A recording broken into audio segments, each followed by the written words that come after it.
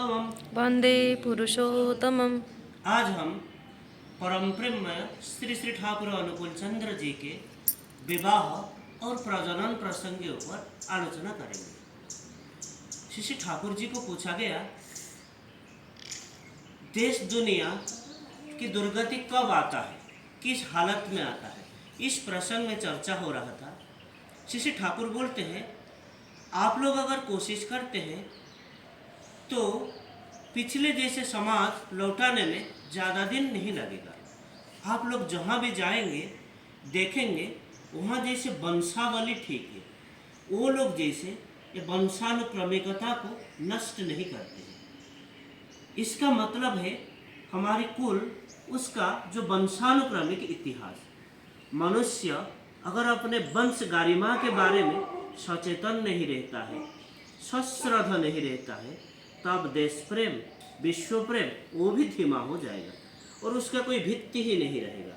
और वंश को मिला के अगर विवाह या शादी नहीं होता है तो दाम्पत्य जीवन भी ठीक नहीं रहेगा, तो शुभ संस्कार संपन्न मनुष्य पैदा नहीं होंगे।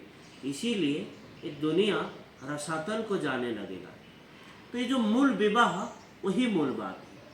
ये घटना आलोचना प्रसंग तृतीय खंड 16 जनवरी 1942 की बात है। फिर श्री ठाकुर के सामने विवाह विच्छेद के बारे में आलोचना चला। श्री ठाकुर बोलते हैं, तथाकथित सुख आराम इत्यादि चीज़ें मनुष्य के पक्ष में लाभजनक तो होता है, लेकिन लोभनीय नहीं होता है। मनुष्य के लिए लाभजनक और लोभनीय जिनिस वही होता है जो इष्टानु आत्मनियंत्रण।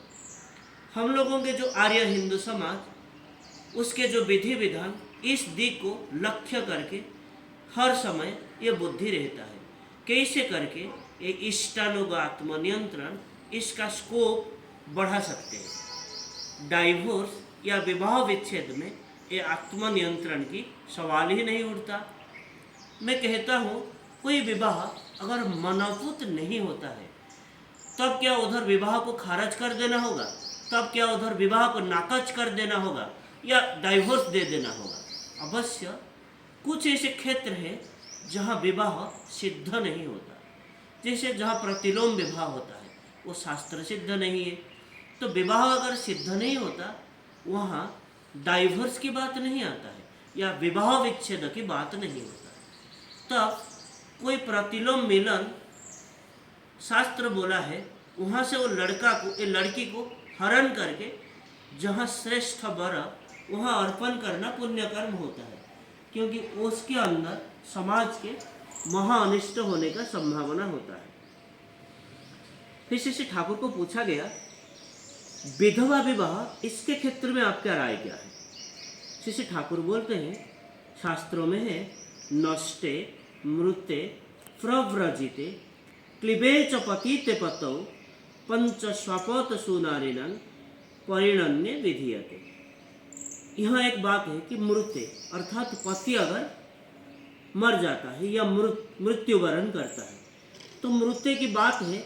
इसको बहुत लोग ये कहते हैं कि शायद कोई विधवा की भी विवाह हो सकती है, लेकिन कोई संतानवती विधवा उसकी विवाह होना उचित नहीं है।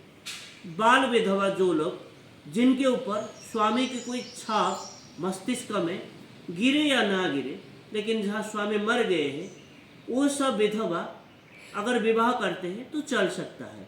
लेकिन विधान दिया गया है, इसका मतलब ये नहीं कि हर किसी को दूसरा पति ग्रहण करना जरूरी है, ऐसी बात नहीं है।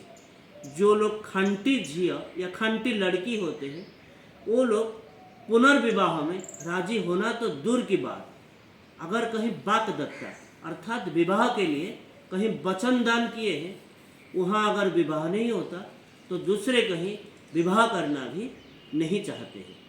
ये घटना आलोचना प्रसंग तृतीय खंड 16 जनवरी और 1942 की बात है। और अंत में श्री ठाकुर को पूछा गया, कोई नारी अगर द्विचारिणी होता है, कोई नारी अगर द्विचारिणी होता है, वो नारी सुसंतान के जननी हो सकता है या नहीं? श्री ठाकुर बोलते हैं यूरोप अमेरिका में डिवोर्स की बात है। पहले स्वामी को थोड़ी सी किसी कारण की वजह से डिवोर्स करके फिर दूसरी जगह ब्याह करते हैं। ऐसे लड़कियों के गर्भ से कितने मनुष्य जैसे मनुष्य पैदा हुए हैं। थोड़ा खोजबीन करके देखिए, थोड़ा परीक्षा करके देखिए। मैं वास्तव खबर तो नहीं जानता हूँ, लेकिन जितना समझता हूँ, जितना बूझता हूँ, अच्छा होने का भी एक विधि है। वो विधि अगर हम नहीं मानते तो अच्छा कभी फलेगा नहीं। द्विचारिणी स्त्री सुसंतान के जननी होगा, ये मैं नहीं विश्वास करता। उनके अंदर कुछ कुछ प्रतिभा हो सकता है, लेकिन वो जो एकनिष्ठ होंगे ये बात मैं नहीं कहूँगा।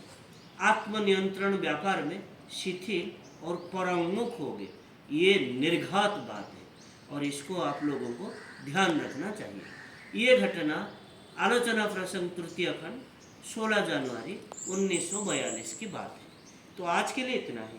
वंदे पुरुषोत्तम। वन्दे पुरुषोत्तमम्। जय। वंदे